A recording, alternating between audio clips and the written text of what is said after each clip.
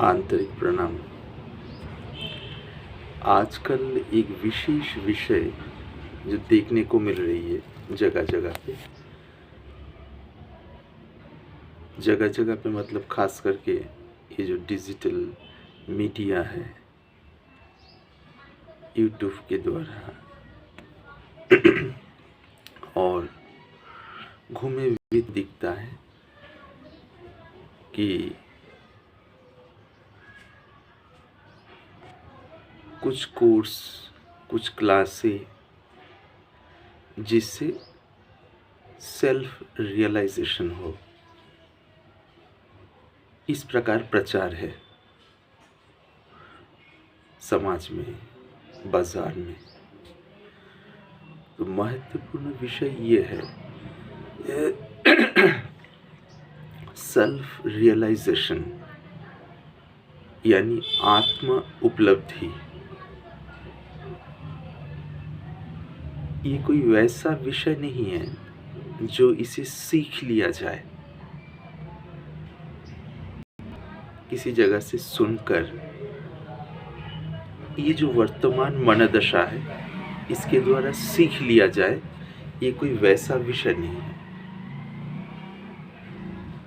या ये सीख के समझकर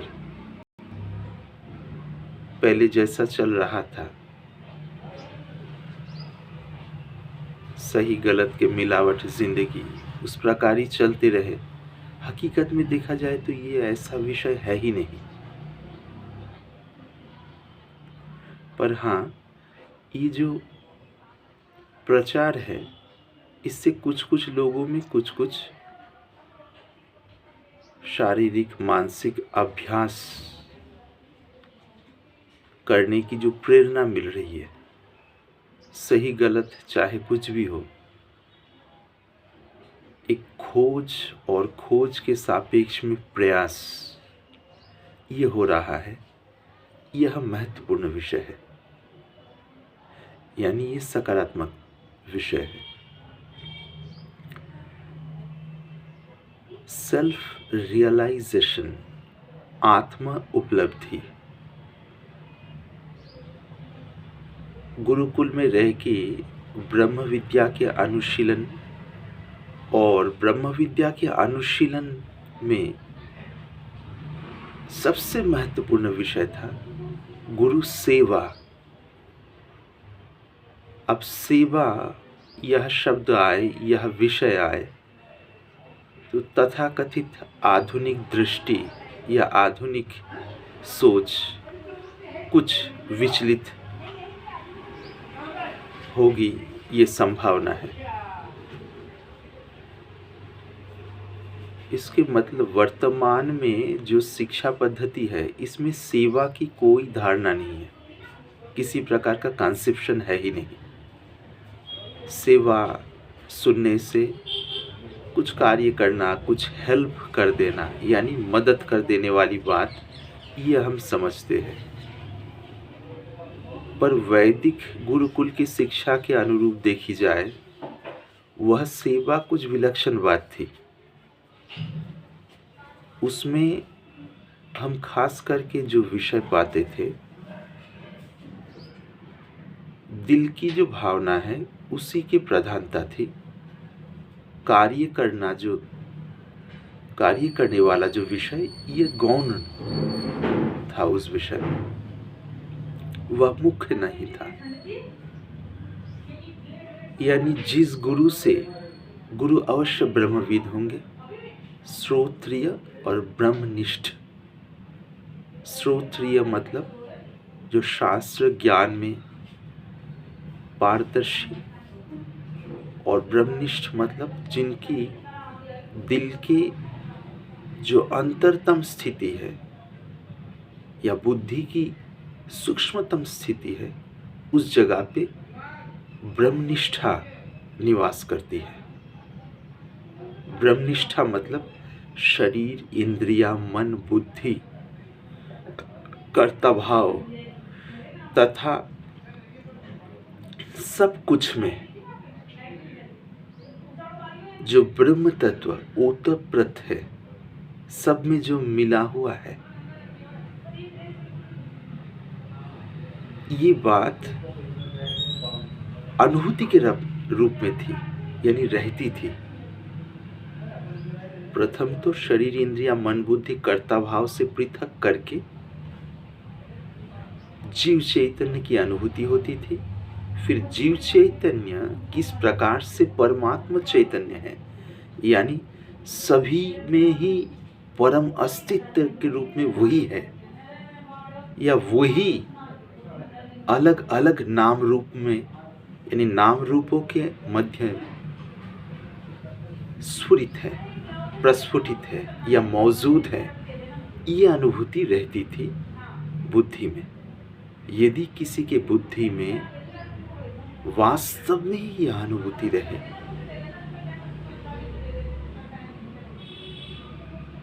तो ये बात सहज कि उनकी बुद्धि अपने आप उस समझ में शांत रूप से विराजेगी। तो यह ब्रह्मनिष्ठा थी। ऐसे ब्रह्मनिष्ठ महापुरुष से दीक्षित और शिक्षित होकर गुरु के बताए हुए पूरे दिन की जो शैली है, कर्म शैली, सुबह प्रातः काल में करीब करीब अभी के समय के अनुसार देखा जाए तो 3:30-4 बजे जग जाने वाली बात, उसके आगे से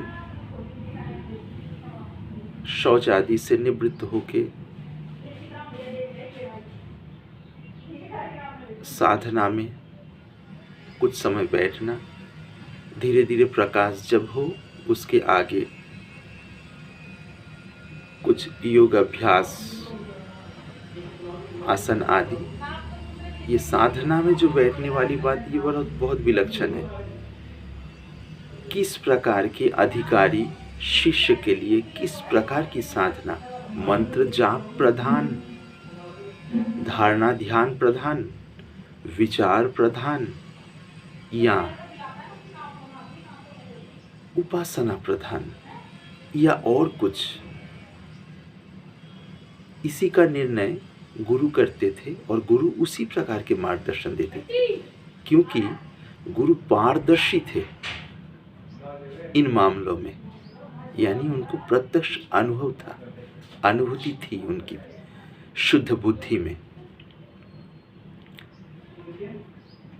उसके उपरांत सुबह जिस समय योगाभ्यास आदि, उसके उपरांत फिर सेवा में प्रवृत्त होना। सेवा में अक्सर आश्रम की जो साफ सफाई, झाड़ू लगाना, पोछा लगाना, मंदिर हो तो उसकी साफ सफाई संबंधित सभी बातें, और पुष्प चयन करना, इसी प्रकार से समय के अनुसार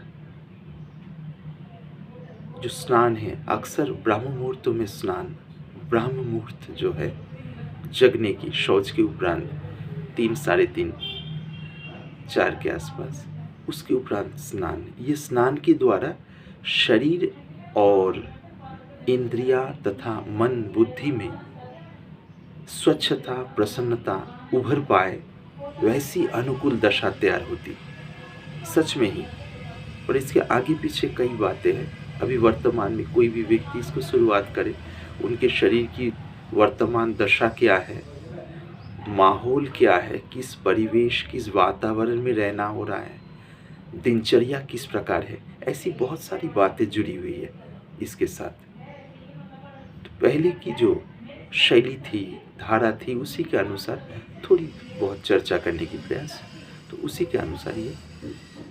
फिर उसके आगे गुरु के कथन के अनुसार शास्त्र पाठ, फिर कुछ अल्पाहार प्राप्त करना, फल मूल आदि उस समय के अनुसार, या उसके साथ भी और कुछ रहा होगा, रहता होगा।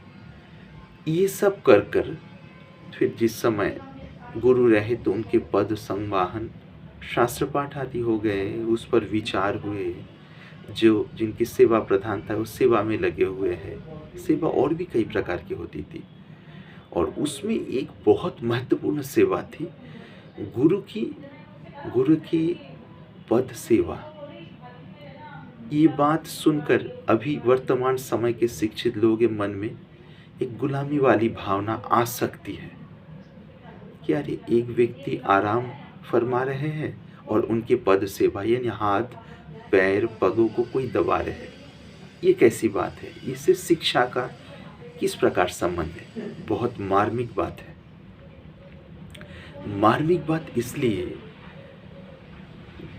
हमारे अंदर, आप जानते हैं, सत्य, रज और तम 3 प्रकार के गुण हैं जिसके द्वारा हमारी मनोवृत्ति चालित, प्रभावित और चालित होती है। बुद्धिवृत्ति भी उसी के अनुसार होती है। तम रजगुण अक्सर मन को बहिर्मुखी उस परमात्म तत्व की तरफ ले जाने में मदद नहीं करते हैं। सरलता से बोल रहा हूं। पर सत्य गुण, तम रजगुण कम होने लगे तो सत्य गुण बुद्धि को, मन को शांत बनाकर, बुद्धि को सूक्ष्म बनाकर उस परमात्म तत्व के अनुसंधान कर पाए, उसके काबिल बनाता है। और अनुसंधान के द्वारा परमात्म तत्व की अनुभूति शुद्ध बुद्धि में उतर आए। वास्तव में इस विषय में सबसे सहायक है सत्य गुण। हालांकि परमात्म तत्व की अनुभूति के अंतिम चरण जो है, अनुभूति में प्रवेश करने की जो अंतिम स्तर है, उस समय बुद्धि को सत्य गुण के संग जो है उसे छोड़कर भी आगे बढ़ जाना होता है। पर वहीं तक पहुंचने के लिए सत्य गुण परम प्रिय और विश्वसनीय मित्र है, मीत है, जो स्थूल भावों से मन बुद्धि को संभाल कर उस आखिरी सीढ़ी तक पहुंचाए जिसके एक कदम आगे ही परमात्म तत्व की अनुभूति के द्वार है। जैसे उसी जगह से द्वार खटखटाया जा सकता है। ये बात है। तो उसी प्रकार की गुरु सेवा, सभी प्रकार की गुरु सेवा जो है वो अपने आप में तम रजगुण को क्षय करने के लिए सीधा सीधा साधन होता था। क्योंकि शिष्य के मन में लक्ष्य एक है, ब्रह्म ज्ञान की प्राप्ति, ब्रह्मानुभूति। वास्तव में ये कोई किताबी ज्ञान रट लिया ऐसी बात नहीं है। उस लक्ष्य से उनका गुरुकुल में आना हुआ है। अब गुरु जी के निर्देश ही उनके लिए सर्वोपरि, वही वेद वाक्य है।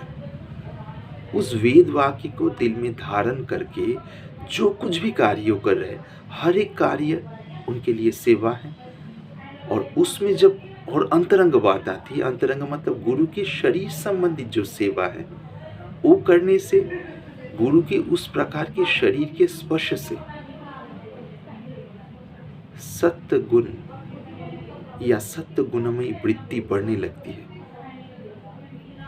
दूसरी तरफ तम रजगुण वाली जो वृत्तियां हैं, ये अपने आप भीतर से छिन्न होती जाती है। वास्तव में ये होता है। ये कोई रूढ़िवादी भावना को मैं इस जगह पे प्रचार करने के लिए नहीं बैठा। जो भारतीय परंपरा की मार्मिक बातें हैं, जो केवल लॉजिकली या केवल विचार या केवल वर्तमान शिक्षा पद्धति से शिक्षित जो बुद्धि है, उस बुद्धि की विचार के द्वारा समझना मुश्किल है।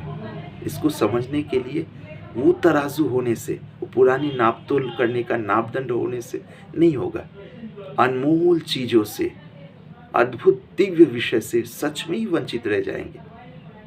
क्योंकि मैंने कई वीडियो में चर्चा किया, कुछ पाखंडी लोगों को देखकर, कुछ पाखंडी जो शैली या क्रियाकलाप को देखकर हम मूल विषय को मिसजज न करें, यानी गलत विचार करके उससे वंचित न रह जाएं। यह मार्मिक बात है। तो गुरु की सेवा वास्तविक रूप से करने से, क्योंकि गुरु के अंदर तो सेवा प्राप्त करने की लालसा नहीं है। उनके शरीर के अनुसार, उनके अनुसार कभी ज़रूरत पड़ सकती है, पर मूल में भावना है सेवा करने वाले की मानसिकता सुधर जाए और सुधरी हुई मानसिकता के द्वारा वो ब्रह्म ज्ञान को बचा पाए। ब्रह्म ज्ञान ऐसी बात नहीं कि सुन लूँ, सीख लूँ, मैं मास्टर डिग्री होल्डर हूँ, मैं PhD कर चुका हूँ, 5 टाइम्स मास्टर्स कर चुके हैं, या आईपीएस आईएएस हो या राष्ट्रपति पद में हो तो शून्य मात्र से ब्रह्म विद्या मेरे में ठहर जाएगी, ऐसी बात नहीं है। इसकी तराजू, इसके नापतोल, इसके हिसाब बिल्कुल इससे अलग है। गीता जी में कुछ संकेत है, आप जानते हैं, श्रद्धावान लभते ज्ञानम तत्परः संयतेन्द्रिया। अधिकारी यानी जिज्ञासु या शिष्य में श्रद्धा होनी चाहिए, आंतरिक, गुरु के वचन में पूरी निष्ठा। श्रद्धावान लभते ज्ञान, अच्छा, तत्पर संयतेन्द्रिया। गुरु जैसा जैसा बोले उस विषय में कोई किंतु परंतु विचार गुरु के आगे पीछे कोई चालाकी न करे, क्योंकि चालाकी करने वाला मन कैसे उस शुद्धतम को धारण कर पाएगा, कैसे वो बुद्धि उसे धारण कर पाएगी। और एक तो गुरु वाक्य में परम निष्ठा, विकल्प रहित निष्ठा, किसी प्रकार के विचार की गुंजाइश ही नहीं रहेगा। और इंद्रिय संयम में तत्पर, इंद्रियों को संयम कर लिए, पूरी तरह सफल हो गए, ये बात नहीं कही जा रही है, मार्मिक विषय है। यानी जो सच्चे दिल से हजारों बार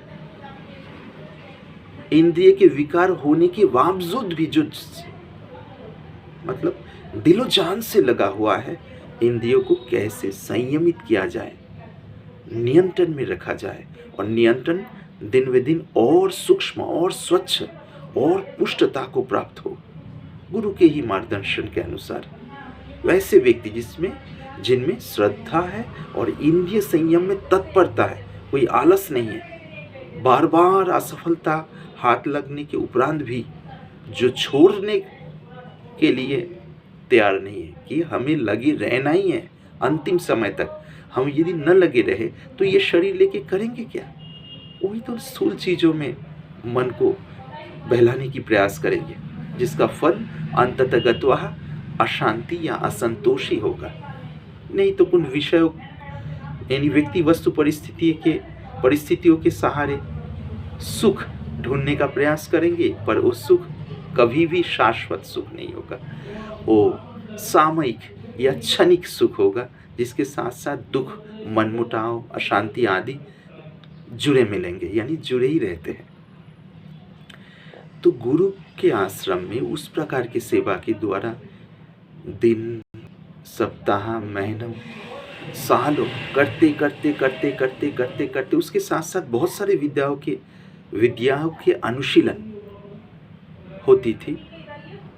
मूल में ब्रह्म विद्या को रखते हुए या लक्ष्य ब्रह्म विद्या की तरफ रखते हुए, गुरु के बताए हुए सेवा करते हुए, पूरे दिन भर की उस शैली से धीरे धीरे अन्य विद्याओं के अनुशीलन करते हुए, कुछ रोटी रोजी के विद्या उस समय के अनुसार, जरूरत के अनुसार, कभी कभी युद्ध विद्या, कभी कभी काम तत्व संबंधित विद्या, कभी कभी अन्य प्राण तत्व संबंधित विद्या, और भी बहुत सारे जो मानव जीवन से यानी मानव जीवन की मौलिक जो मांग है उसके साथ सीधा सीधा संबंध रखती है, वैसी विद्याओं की अनुशीलन होती थी। वो सब करते करते 2 साल, 4, 5, 6 साल होते होते मन में शुद्धता आती थी। मन सहज रूप से पहले जैसा और नहीं भागता था, छोड़ भी दे तो शांत, क्योंकि तम और रजगुण काफ़ी क्षीण हो गए।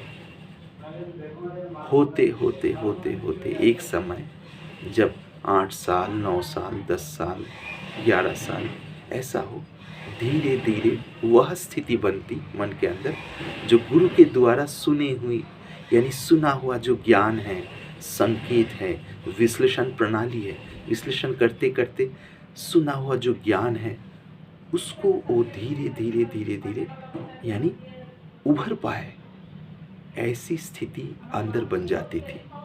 और अंततः गत्वा यानी आखिरकार जाके विशुद्ध आत्म तत्व की अनुभूति या बोध होता था,